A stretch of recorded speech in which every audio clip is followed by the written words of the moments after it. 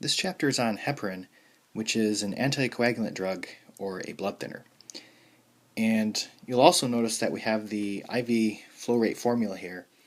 And this is because some of the questions we're going to have to be working with IVs, and we'll have to be using this formula.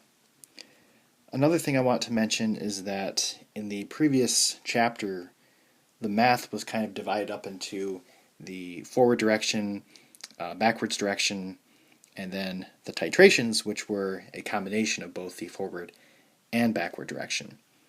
Here, it's going to be kind of similar.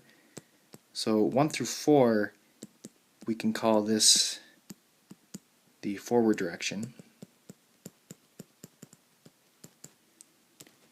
And 5 through 7, we could call this the backward direction. Now, questions 8 through 12, these are not going to be a combination like in the previous chapter. So this is not a combination. It's just going to be different.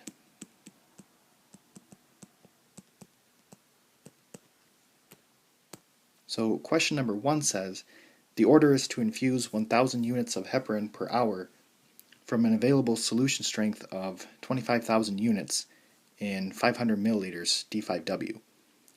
Find the flow rate in milliliters per hour. So we have the order to infuse 1,000 units, and we have a solution strength of 25,000 units in 500 milliliters.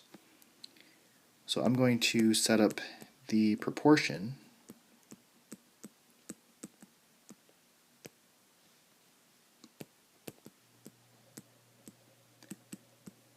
and I have the 1,000 on the top so that it matches with the units on the left.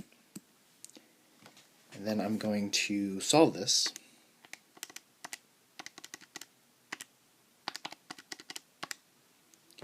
And we get 20. So this is 20. Now it's going to be milliliters because we have milliliters on the bottom. And it's going to be per hour because that is our time frame.